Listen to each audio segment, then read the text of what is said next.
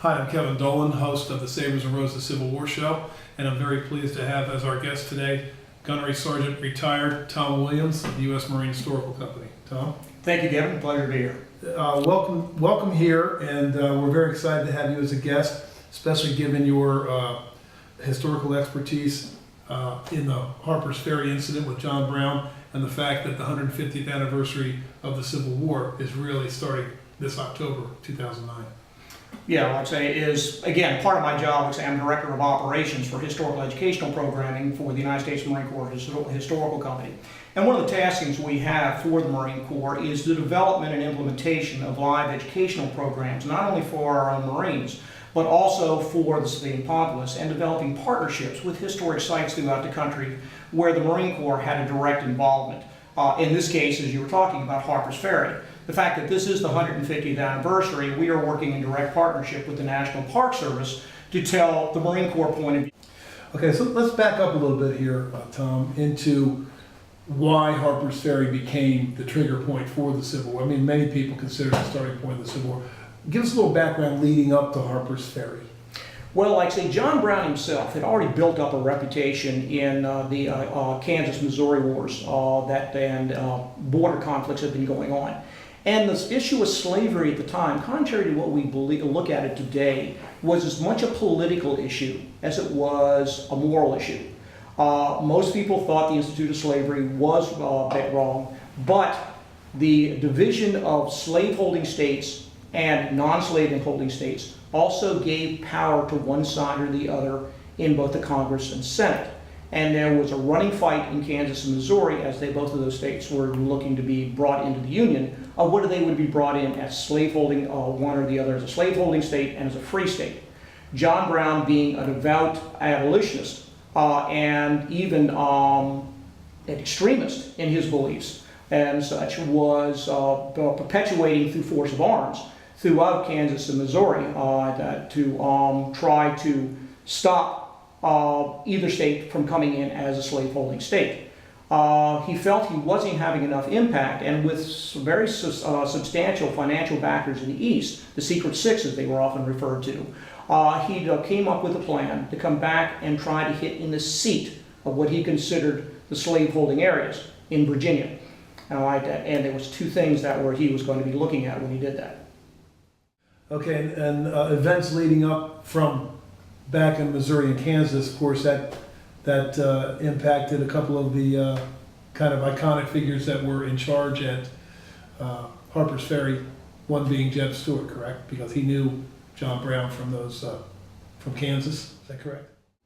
That's correct, Kevin. And again, when John Brown came east, he had already had altercations not only with the local populace in Kansas and Missouri and perpetuated several raids and even what were precluded as some massacres at the time. In fact, Osawatomie, Kansas, which he would eventually be known for, is Old Osawatomie Brown, which would come into play in Harper's Ferry. He'd also had run-ins with the United States Army, the United States Dragoons. And one of those players that he dealt with, one of the officers that would eventually come into play, that being J.E.B. Stuart, who was at the time first lieutenant with the 1st Dragoons in Kansas. Who a few years later hosted Sabres and Rose Bowl right here at the Landon. Okay, so Brown comes back to basically the Washington area, the Virginia area. What happened next? Once Brown got back into the Maryland area like that, like I said, the raid that he was designing and planning like that was not something that was a short-notice deal. He, just like any modern act of aggression, military operation like that, there was a tremendous amount of planning. He also had to look at covert operations and such, because even at the time, although we look at mass media and communications as something of the modern era, Brown even then was becoming a celebrity. Drawings of him and such had showed up in several faces. In fact, the iconic beard that everybody knows John Brown to have worn wasn't grown until he actually came back into Maryland so he could better disguise himself. He came back to the state of Maryland like that, just north of Harper's Ferry, and leased a farm known as the Kennedy Farm, and started building a group of his raiders and followers and such, and started planning the raid. This was over a month and a half prior to the actual perpetuation of the raid. And he took on the name, when he rented the property, of Isaac Smith. like that. And for over a month and a half, he basically intermingled with the citizens of Harper's Ferry, targeting exactly what he was planning on doing, figuring out who he was going to kidnap, where they lived, what the security measures were around the federal armory, and what routes he was going to take in and out of town and such, and figure out exactly how he's going to perpetuate this operation. Okay, now I'm fairly knowledgeable about the Civil War, okay, but I didn't know that. I didn't know it was that planned out. I consider myself kind of a typical Civil War buff, but I had no idea it was actually such a planned out operation. I knew we went to the Kennedy farm, so it wasn't something that was just thrown together. It was very well thought out and very well planned, just like any military operation even today. It was very well financed. Like I said, the Secret Six a tremendous amount of money, and like any modern covert operation like that, ironically, even the weapons John Brown had been supplied for his raider were the high tech of the period. He'd been given breech-loading carbines, Sharps carbines and like that, which had, because of the breech-loading capabilities, which was brand new to the era as far as technology and like that, it had an extended rate of fire and a much greater accuracy than the muzzle-loading weapons being used by the military at the time. And he started looking at exactly the impact he had. Not only was he planning the raid itself, but beyond the raid. And even though we look at it as the raid that would perpetuate servile insurrection, basically having the slaves go into revolt, he was hoping that many abolitionist-minded people of the white community would also join it as well, and start a domino effect, first in the state of Virginia, and have it spread. Unfortunately, both as a tactician, he was somewhat lacking in his planning, as you will talk about later on. But also he misread the populace in the place they picked. The reason why Harper's Ferry itself, in fact, was picked was part of his master plan, because it was one of the two federal armories that produced military weapons was there in the town of Harper's Ferry. Not only so, that gave it a double advantage. One, having military weapons at his disposal that he could seize and potentially distribute, but also because it was in the seat of what he considered the slaveholding East. I've read before that Frederick Douglass actually met with him in Chambersburg, trying to talk about the raid. Is that true?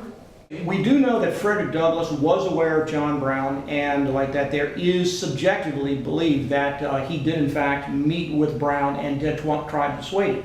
Because again, retrospect, and I think Douglass even then saw the ramifications of Brown's actions. Brown was a radical. There's no denying that one way or the other. I think anybody that looked at Brown today, regardless of what they think about him, would consider him a radical in his beliefs and such. And the problem is I think even Douglass at the time saw the fact that a raid such as this, many of the people, a lot of people again don't realize the state of Virginia had on the dockets of their legislature like that to vote slavery out of existence within the state, and it could have happened within the next year to 2 years. It was dying, like economically, the idea of slavery was starting to die, even in the South. States like South Carolina and such were still very diehard at it because of the economic impact and such.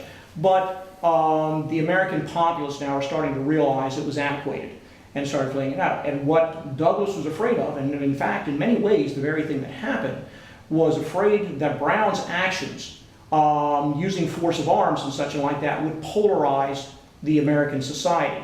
And he did try to talk Brown out of taking two extreme radical actions before they were ready and such. But Brown could not be deterred and decided to move forward with the plans.